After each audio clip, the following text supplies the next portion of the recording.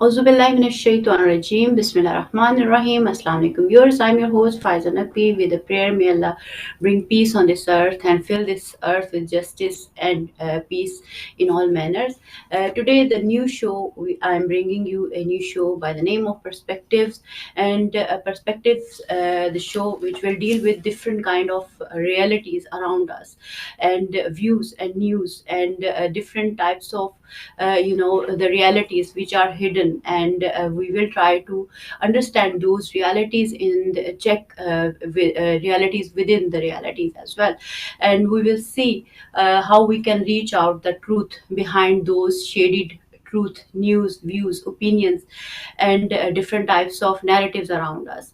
So today, the topic in this new show we will be discussing is related to Gaza genocide and what kind of situation is going on in the Middle East and around the globe because of that situation. So we do have very prestigious guests to discuss the whole thing, whole matter which is going in the Gaza, and we will move on to those guests. We do have very honorable guests, Dr. Marcus Papadopoulos, and he is author and writer, and I'm really honored to have him on the show. Thank you so much, Dr. Marcus. I'm really honored to have you on the show. And we do have a sister, Batul, and she is a commentator, political commentator, and activist as well. Thanks a lot for being on the show. And first of all, I will go to Dr. Marcus. What are your first remarks on the whole genocide which is going on and the whole world is watching? And what do you think, how it is changing the values and the norms we had previously, and what is going on now? So, what is the current situation, do you think, in the Gaza? Well, I know that I speak on behalf of millions of people all across the world when I express my abhorrence, my indignation at the murderous, savage, genocidal war that the Israeli state is waging against the Palestinian people in Gaza, including women and children. And let it be known that the Israeli state has been waging a genocidal war against the Palestinian people not just since October of 2023, but since 1948. Furthermore, I know that millions of people in all four corners of the world will share my sentiment when I say that we should never forgive and never forget those powers in the world who give Israel a blank check of support year in, year out to do what they please to do against the Palestinian people. And I am, of course, referring to America, Britain, and the European Union. Thank you so much, Dr. Marcus. What are your thoughts, Sister Batul, on this whole genocide we all are watching? Obviously, it does have many emotional, mental, and psychological effects, and it does have legal implications as well. Obviously, in this war, we have seen so many war crimes committed by not only Israel but all the supporters and that empowers Israel to commit that genocide. So, how do you see this whole genocide, and what are your thoughts on that? Israeli occupation entity are targeting civilians in the most unprecedented fashion for two main reasons. The first is that they want to create the most unbearable conditions for the people of Gaza in hopes that they can get rid of them altogether. They want to get rid of the headache of Gaza, so to speak. And that is because they have no other plan. The one-state solution is obviously off the table because that would ruin the idea of this, Jewish demographic. The two-state solution is seen as a literal suicide. So the two-state solution that America is trying to pass, of course, because from America's perspective, if the military endeavors on the ground to weaken the Gazan resistance have failed, then that needs to be put on the side, and they need to pass the two-state solution, or the political settlement, so to speak, in hopes that they can weaken the Gazan resistance. So, for example, putting the Palestinian Authority in power in Gaza, such that the interests of the people of Gaza, from food to reconstruction to jobs to finances, is in the hands of entities that are Western friendly, so to speak. So like the Palestinian Authority, and of course brokered through the Arab normalizers like the UAE, like Jordan, like Egypt. But of course, from the Israeli occupation entity's perspective, that is only grounds for a more strengthened resistance. And they see the next confrontation with the Gazan resistance as one in which the Israeli occupation entity is technically finished, because already 200 days in since October the 7th, the Israeli occupation entity has not achieved a single military strategic objective on the ground. It's not managed to free a single political prisoner through war. It's not managed to ground invade in Gaza, to withdraw their troops. They've not managed to destroy the resistance infrastructures, whether that's the tunnels within Gaza. They've not managed to assassinate high-profile leaders within Gaza. This is, of course, it's very easy for them to drop bombs from the sky and drones in places like Lebanon that are open areas, and to kill resistance leaders there. But on the ground, they've not managed to achieve a single strategic military objective. And so the two-state solution is not in their mind. And because they have completely failed on the ground, they also cannot recapture Gaza. They cannot reoccupy Gaza, because the balance of powers is not in their favor. They certainly can't do that when the Gazan resistance is still standing strong. So because they have no other solution in front of them, they want to create the most unbearable conditions for the people of Gaza, such that they will despair, and such that they will come up with this quote-unquote final solution. So that might be the deportation of the people of Gaza globally, to turn them into refugees, and ultimately that's number one. And number two, it's their failures that has translated into this kind of anger and revenge.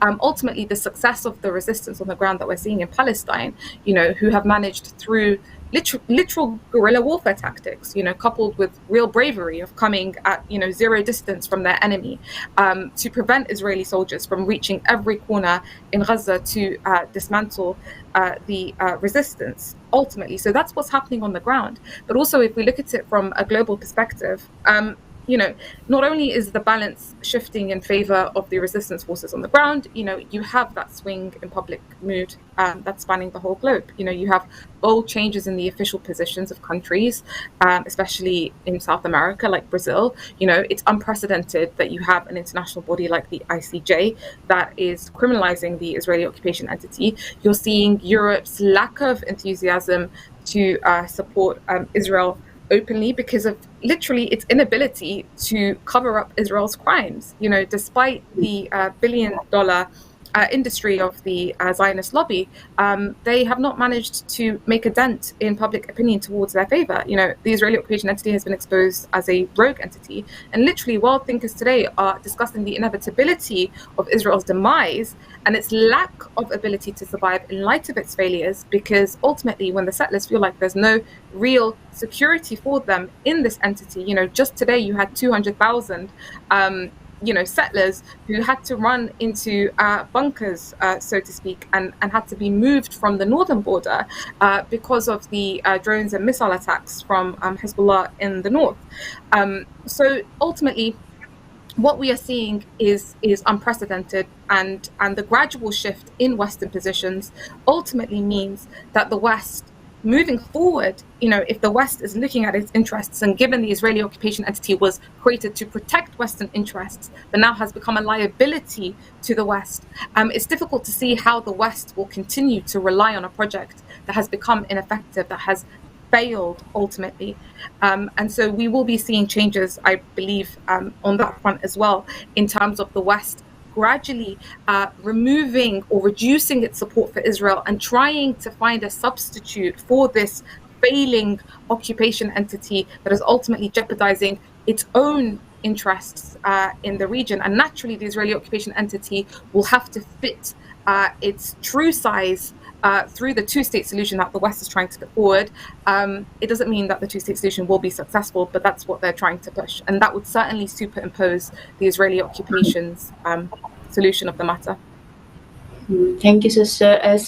Dr. Marcus, what are your thoughts? What Sister Badul said, and what are your thoughts on this aspect that this genocide would or might might be a stepping stone towards the fall of, for example, these powers, and especially the powers which are behind Israel, because Israel can't do anything without, for instance, America's support or the Britain's support.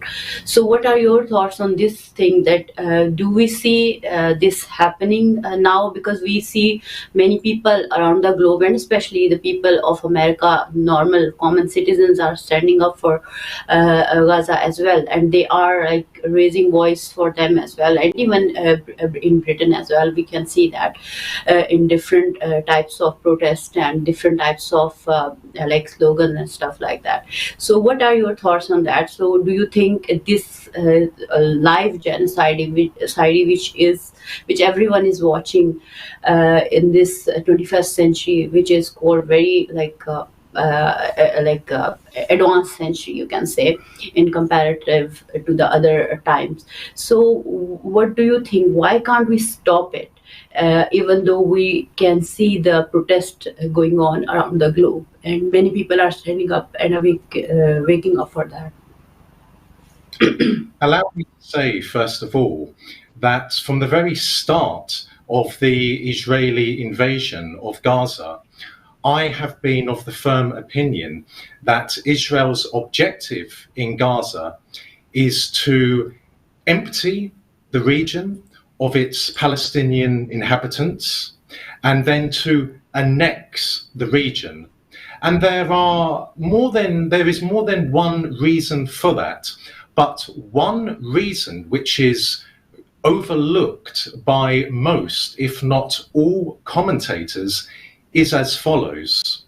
By Israel annexing Gaza, this will mean that Gaza's offshore oil and gas reserves will be ultimately in the hands of the West, because in the Eastern Mediterranean, there is an enormous amount of gas and oil fields under the sea.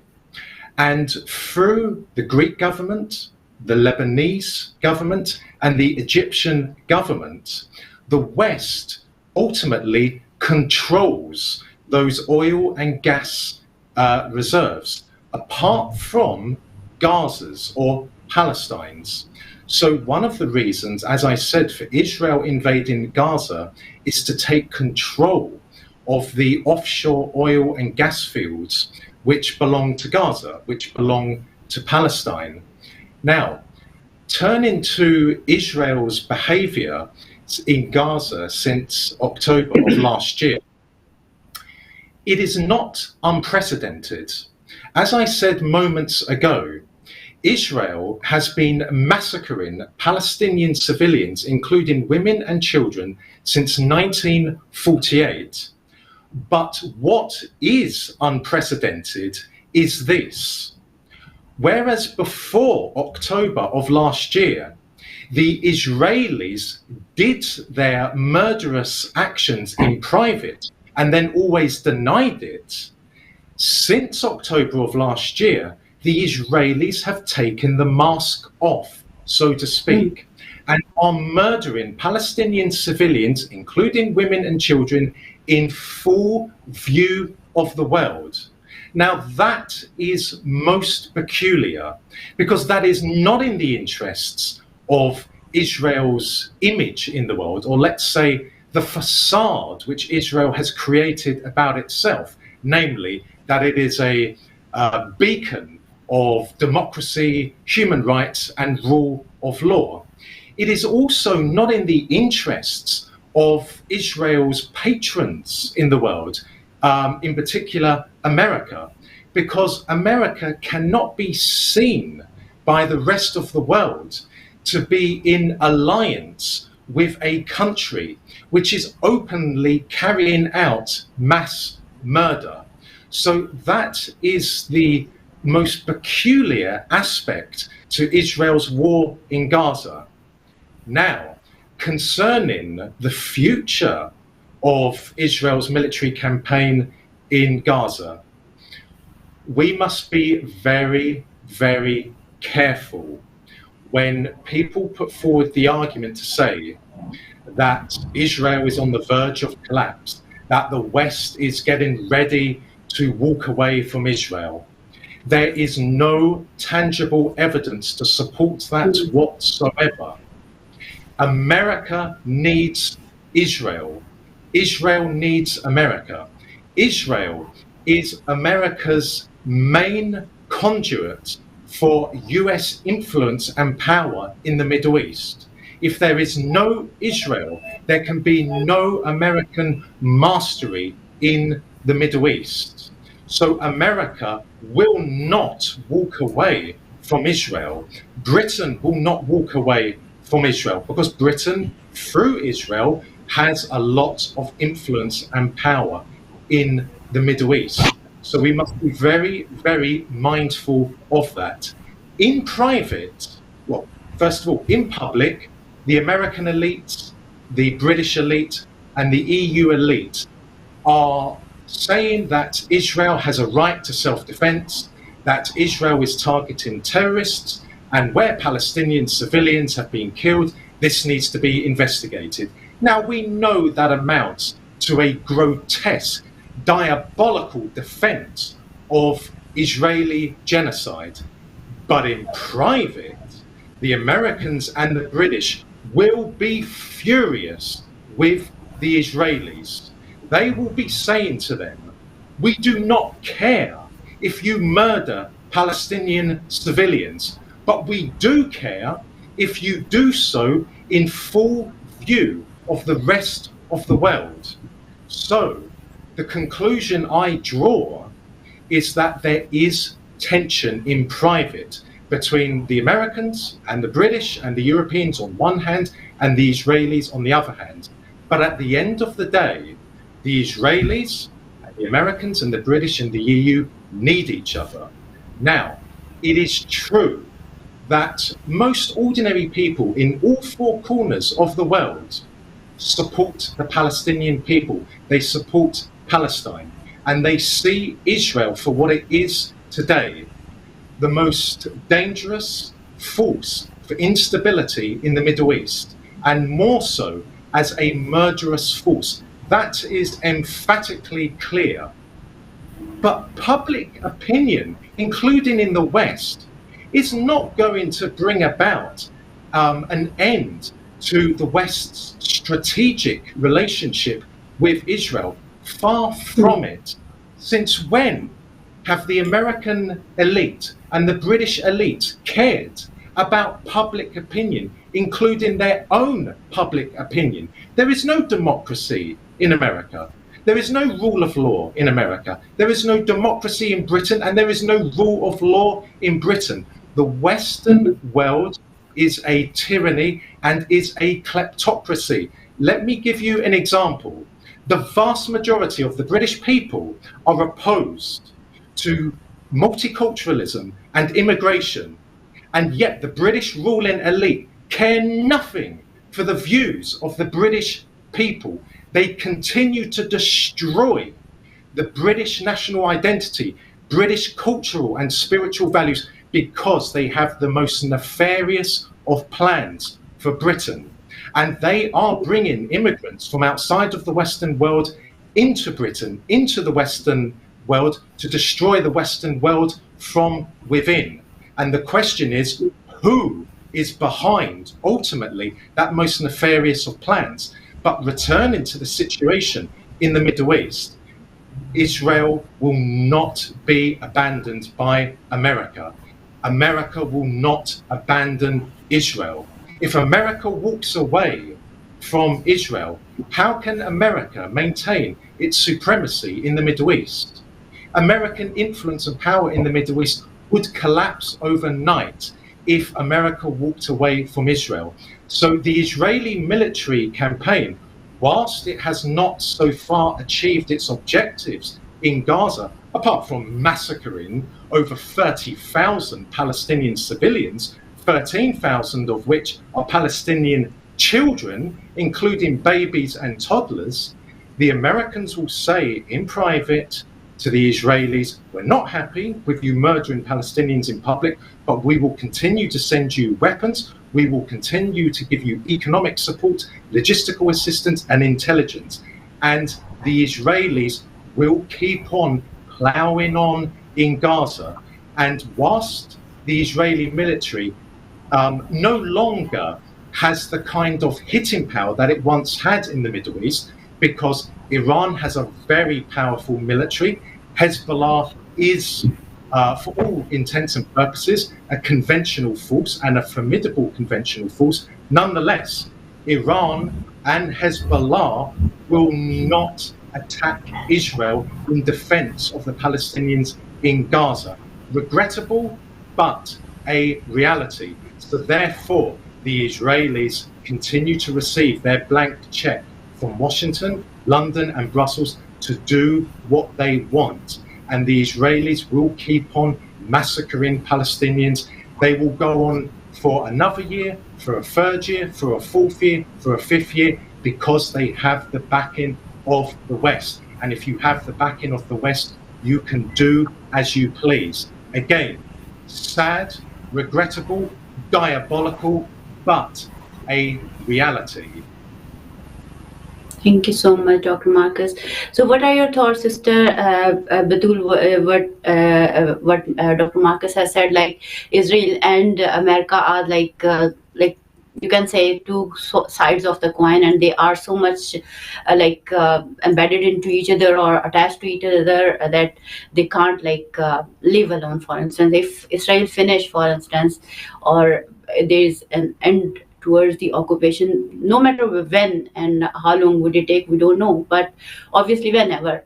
So do you think that time has started now, and they are these are the kind of steps towards the end of that occupation, and that will end the American hegemony as well? And how about your thoughts on the Israeli Defense Forces intelligence officer who has resigned, I think so, yesterday or today?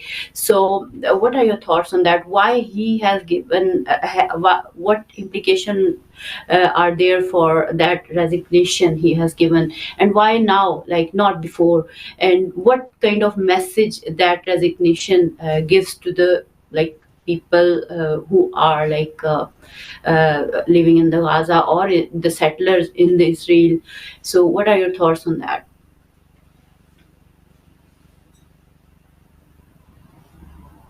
Sister, I can't hear you. If I think so, your mic is off or something. Yeah. Can you hear me? Yeah, fine. Yeah, it's fine. Yeah.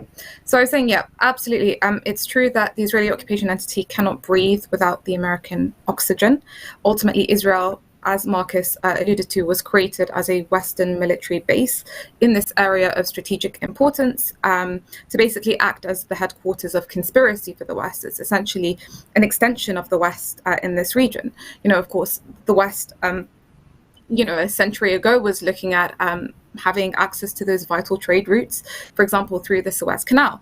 So it needed to create this military base in order for it to consolidate its control over this region of strategic importance, because to control it is to control the oil tap of the world, which is therefore, by extension, to control the economies of the world, so to speak. So no doubt, West Asia is of the primary critical importance to the West, to the extent that we see that they've had to even put Ukraine on the side and to attend to this matter. That shows you how important the region inherently is to the West. But it becomes a question of, Israel was created to fulfill Western interests. It was created to protect Western interests. So what happens when the Israeli occupation entity becomes a liability to Western interests. The success of the Israeli occupation entity as a project really rested on the weakness of the surroundings, because there were no real active forces that were confronting the hegemony of the occupation entity. But what happens when you have a coordinated resistance axis that is winning, so to speak, and imposing the rules of engagement on the ground, and with every single confrontation between the Israeli occupation entity and the resistance axis, because of course, as we know, it's a coordinated strategic alliance where, for example, you have the Ansarullah that have actively carried out, I believe, over 100 naval operations targeting Israeli ships since October the 7th. You have Iran, so to speak, that's the lifeblood of the resistance axis, without which the Gazan resistance would not have the weapons to, impose those rules of engagements on the ground in Gaza and to deter their enemy. You have on the northern front, Hezbollah really relieving pressure from the Gazan resistance on the ground. And not allowing the Israeli occupation entity to win on the ground. So Israel was only successful due to the weakness of its surroundings, but now you have active forces in the region that have come together and have made it their priority to dismantle this entity, so to speak. That's what October the 7th represents. It represents it was for the first time, the resistance going from being in the defensive state to the offensive state, where it launched missiles into the heart of the occupation entity without being immediately provoked, so to speak. The title of it was the title of Liberation of Palestinian territories, so to speak, and restoring and reversing the biggest shame of 1948. So ultimately, the situation that we find ourselves today is that Israel is ultimately hampering the American interests in the region. Every confrontation with the resistance is making the American position weaker in the region. Since October the 7th, you cannot compare the region pre and post, so to speak. West is also not inherently Zionists. We have to understand that the West doesn't care about the Zionist vision. The Zionist movement was simply a vehicle for the West to fulfill its interests. And Israel was given one task by the West: triumph against the weakest link in the resistance axis, that is Gaza. They failed. Israel failed. Israel's become a burden. So its role with the West will naturally shrink to match its true size. World politics is not a charity. The weak entity has no place in the world of politics. Just think of it like this: like if you dig a ditch for yourself and you fall out and you fall into it, the West, who is sponsoring you and nurturing you for all of these decades, of course they'll help you out. They'll pump you with the billions of dollars that you need in order to win, so to speak, and to emerge victorious. But the second time, third time, by the fourth round, they won't waste their time and energy and resources to their own detriment to help an entity that keeps tripping. So Israel will naturally fit its real size through the two-state solution. That is because America wants stability for its interests in the region. Of course, that doesn't mean that the two-state solution will be successful. So just think of it this way: like, America would rather announce the bankruptcy, so to speak, of the occupation entity, or it would rather find a substitute for the occupation entity than to allow the resistance to triumph over it. And what we are seeing right now is Israel in existential mode. That explains the reality of its savagery, to the point where it's willing to sacrifice its soldiers, and it's willing to sacrifice even the political prisoners and the hostages. The Gazan resistance has now become an existential threat to the occupation entity moving forward. Why? Because it penetrated the security of the occupation entity. It turned it from an invincible army to a bewildered army. It's gone from a confident state to the lost state. This image of superiority that the entity has been portraying for the longest time completely disappeared on October the 7th. And the social fragility as well of the entity turned it into a security and military fragility. It didn't occur to them for one second that the Palestinians could carry out a magnitude of such an attack on October the 7th that was successful because of the security and intelligence failure of the occupation entity. And that explains why that Israeli occupation senior commander, resigned, because of that sheer and utter failure. The subconscious also of the settler, this is important. The subconscious of the settler is that they have the upper hand on everything. for the longest time, it's been like that. This idea that the whole world is behind them. In previous wars, as long as they could get away with whatever they were doing, America would keep providing them with that protection. But for the first time, in these 6 months, it's proven that Israel has not been able to achieve anything. You're getting hundreds and thousands who are being displaced from the north, from around Gaza. You've had over 800,000 settlers who have fled the country since October the 7th. You have currently, Israeli settlers applying to for Western passports 5 times the normal rate that they would. Its economy is in tatters. There are real internal divisions. You have soldiers and settlers who don't want to be conscripted within the army. They're not willing to give their lives for a land that they have to kill for. So it's all gloomy across Israel from whatever aspect you take it. The settlers feel like Netanyahu is playing on them for his own interests. Of course, he doesn't care about the hostages. Why? Because it's currently a war of survival. So they feel a lack of security, not only because the Israeli occupation, because the Gazan resistance has failed to defeat the not only because the Israeli occupation entity has failed to defeat the Gazan resistance, that is ultimately the weakest link in the whole resistance axis. So imagine right now Iran coming onto the scene and the supporting front being opened from Iran, which is the strongest link in the whole resistance axis. The Israeli occupation entity is so stupid, they gave Iran the pretext to directly get involved in this war. But even America itself, even America made it very clear on his phone call with Biden, this was 2 weeks ago, that America's support for the Israeli occupation entity is conditional on Israel dealing in a manner which is within the American strategy. So right now, the conundrum with America, so to speak, is the tug of war that it's kind of experiencing, is it's getting the Israeli occupation entity to agree on the political settlement. Because if other than Netanyahu was in power right now in Israel, there would have been a ceasefire. We would have seen a ceasefire because America is desperate for this war to end. America is desperate to pass the two-state solution along, because the more there is military confrontation on the ground, the more the Israeli occupation entity is getting weaker, not stronger with time. But from Israel's perspective, it has no plan. And because it has no plan post-ceasefire, and it doesn't want to accept the American two-state solution, because that is literal suicide for the Israeli occupation entity. As I mentioned, it sees that in the next confrontation with the resistance, it would be the recipe for another war, in which they would ultimately be defeated for good.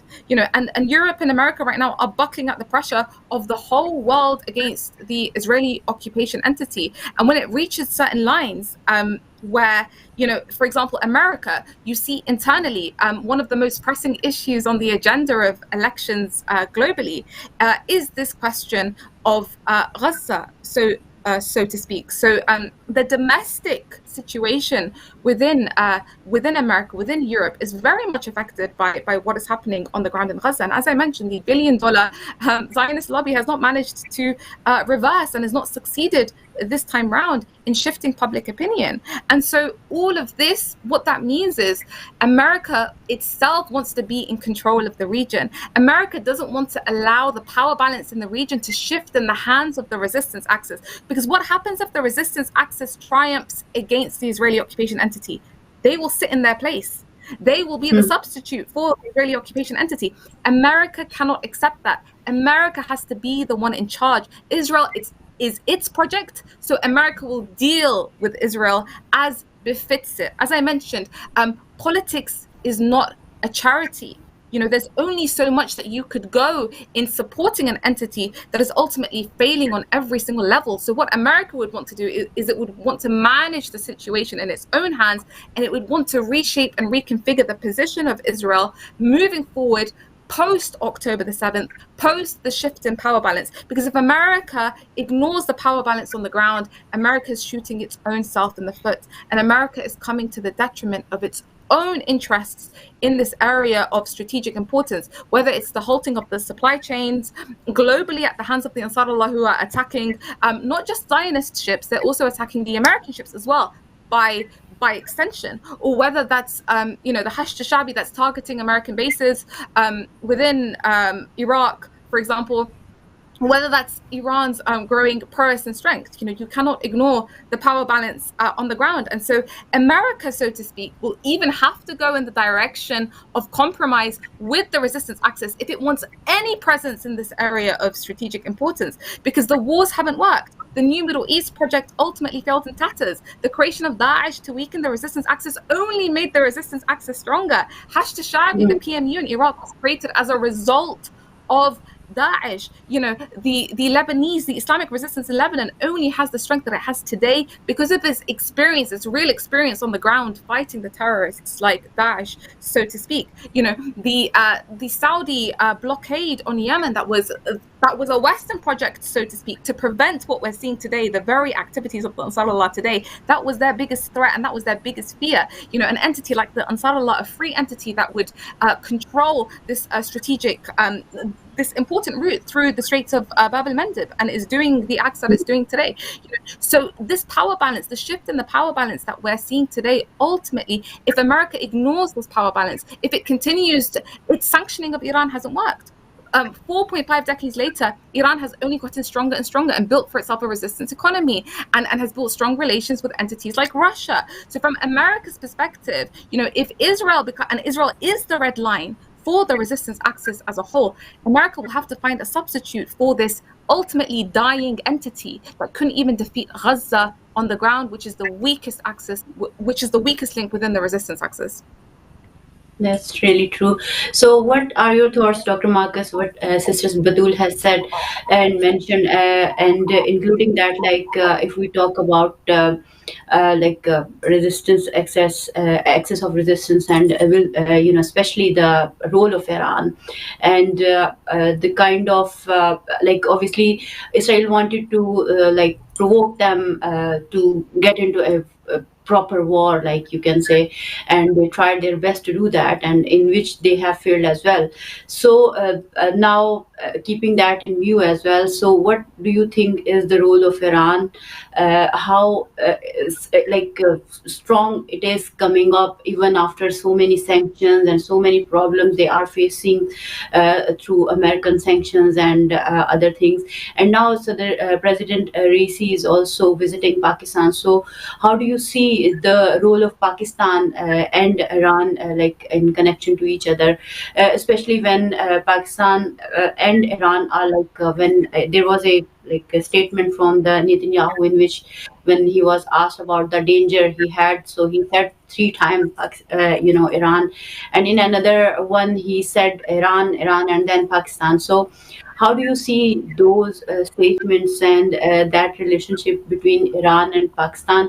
Because Pakistan also has a kind of a mixture of many things. It has it is considered as colony of you can say Saudi's colony or the Arab colony in one way, which always try to partly protect the interest of America and partly try to protect itself or whatever. So what are your thoughts on that? What this visit to Pakistan by the President Raisi would achieve, and what are objective of that? So how do you see that situation? Well, let us reflect on some hard, cold facts.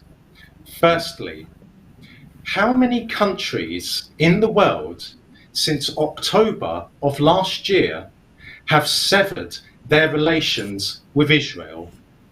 0. Again, public opinion does not count when it comes to this matter. Israel is too important to the West. You can have as many university students as you want protesting. It doesn't amount to anything. And if we are talking about universities in the Western world, well, let's take a closer look at those universities, shall we? Universities which are arguing that a man can be pregnant, a man can menstruate, and a woman can have a penis.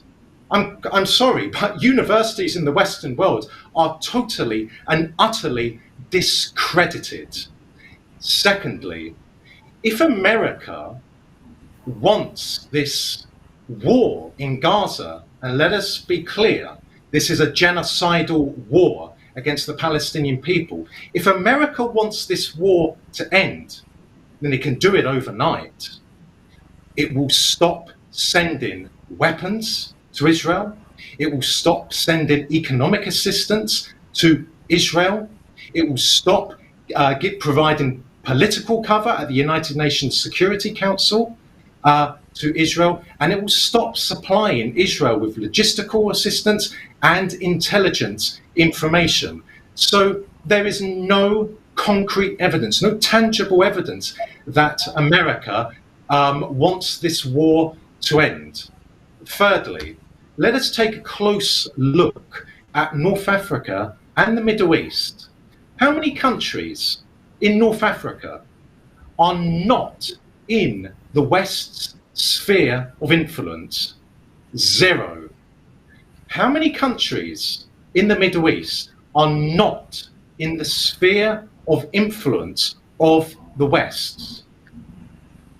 3. Syria, Iran, and Yemen. 90% of countries in West Asia, Middle East, and North Africa are in the West's sphere of influence.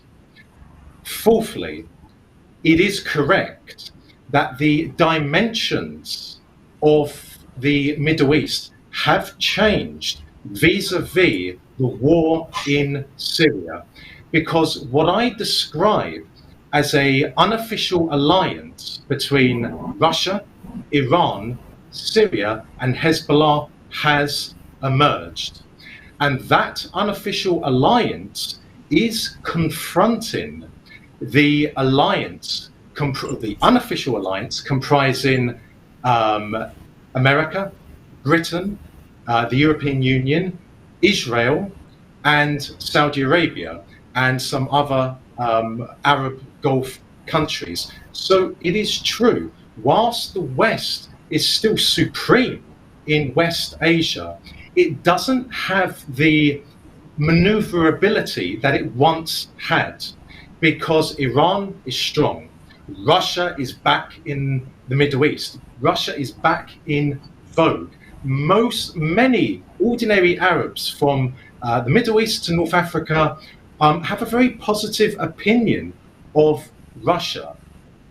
But that all said, whilst the resistance, if we're talking about Iran, Syria, and Hezbollah, has grown stronger, there is no evidence to say that it's going to defeat the Israeli state. It's going to defeat the Israeli military. Because, as I said, and by their own admission, Iran and Hezbollah said they will not go to war with Israel in defense of the Palestinians in Gaza. Now, I'm not going to criticize them for that. They have their own opinions. I think Iran is a force for stability in the Middle East. I think Hezbollah is a force for stability in the Middle East. But if they were to go to war with with Israel, then America would be compelled to go to war with Hezbollah and Iran, and the Middle East would go up in a gigantic ball of fire. Yes, Israel would incur major losses. The American military would incur major losses, but America is a military superpower, and if it wants to, despite the cost, it can destroy Iran. And that is no disgrace to the Iranians. The Iranians are a very patriotic, religious, strong people who have developed a strong military, but it cannot compete with the American military. And then, of course, you have all the other countries in the Middle East, such as Saudi Arabia, UAE, and Jordan, to name but a few, who would also join the West in a war against Iran and Hezbollah. So therein lies the reason why there won't be a war. Yes, America has told Israel in private, we will not fall into the trap of going or being brought into a war against Iran. It is not in America's interest for it to go to war with Iran, and it is not in the interest for Iran to go to war with America. That is why the Americans and the Iranians, whilst they bitterly dislike each other, they have one thing in common. They will not fall into the Israeli trap of going to war against each other. But again, I reiterate, if Iran, hypothetically speaking, if Iran and Hezbollah were to go to war with Israel, and what sort of war would that be? It would be the use of the Air Force, it would be the use of rockets. How would the soldiers on the ground fight each other when they don't share a border with each other? But let's just say that Iran and Hezbollah unleashed wave after wave of missiles and drones against Israel. Then and only then would America be compelled to go to war with Iran. And as I said, the consequences for the Middle East would be catastrophic, but America would emerge victorious. If we're talking about the issue of Gaza, the genocidal war against the Palestinian people in Gaza, in the context of American politics, no. Joe Biden is saying certain things in public because he is electioneering. He wants to gain the support of immigrants in America and of university students. But the most pressing issue for the ordinary American is the reality that there is no border between America and Mexico. That is the most pressing issue, coupled with the reality that there are nefarious forces in America that are eradicating American cultural and spiritual values. And the American people, after a very long period of time, have finally woken up to that. So Joe Biden is not going to ditch the Israelis. You talk about Pakistan. Well, again, Pakistan in public has criticized Israel for what it is doing, in Gaza. But let us not forget that so has Saudi Arabia done that. And let us also remember that Saudi Arabia and Pakistan have an unofficial alliance with one another. Together with that is another reality, that Pakistan is embedded in the West's sphere of influence. So what Pakistani politicians say in public, what Saudi politicians say in public about Israel is very different to what they say in private about Israel to their American masters, to their American patrons. So these are hard, cold realities that we must be very mindful of. Again, I am delighted that public opinion in all four corners of the world is fervently behind the Palestinian people. I am delighted about that. I am delighted that ordinary people across the world, regardless of their ethnicity and religion, see Israel for what it is, a murderous, genocidal state. But public opinion does not count. It certainly does not count in America, in Canada, in Britain, in France, and in Germany. The Western ruling elites, or globalists, or however you wish to describe those forces who rule, not govern, who rule the Western world and are doing everything in their powers to destroy the Western cultural and spiritual values. Those malignant forces care nothing for public opinion. They care nothing for public opinion when it comes to Israel. They care nothing for public opinion when it came to lockdowns and the whole so-called COVID narrative. They care nothing about public opinion. And in Britain today, the most pressing issue is not Gaza. It's not Gaza, the slightest bit. It is about how Britain is being systematically torn apart by those who rule it, by how the British national identity is being destroyed for a nefarious reason, by how crime has sprung up all across the United Kingdom, the most violent, the most diabolical forms of crime, how the law is not being applied to all, but is being applied selectively in accordance with what the British ruling elites want, and how the British economy is being turned into a new economy, an AI economy, which will have diabolical consequences for the British people and all other peoples in the Western world.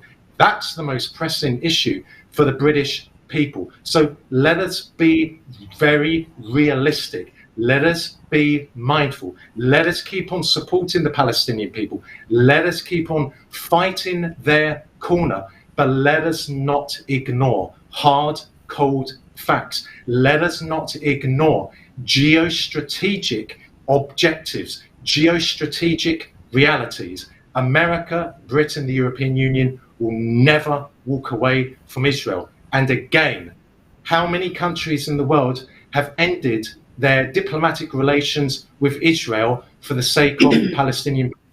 Zero. That tells me that those governments all around the world don't care in the slightest bit for what their ordinary people feel about what the Israelis are doing. Thank you so much, Dr. Marcus. Thank you so much, Sister Batul. I wanted to take some opinion from you as well, but the time is we do have limits for that. So I have to end up over here. So inshallah, I will take you next time some other discussion with another topic, inshallah. But I'm really honored to have you both on the show, and it was lovely discussion. You both shared very important facts, and even though truths are really painful and realities are really hard to accept, but this is how life is. If we won't understand the truth, and we won't reveal the truth hidden behind so many news and information we have around us, then we won't be able to reach out the truth, and we won't be able to make conscious right decisions in our life. So thanks a lot for everything, and I'll take a leave with this note that we should look inside the realities. We should look at all the narratives and the opinions and the views around us, but let's not forget to work for the truth, figure out the truth, and face it and make conscious choices. Thank you so much for watching us. Allah Hafiz.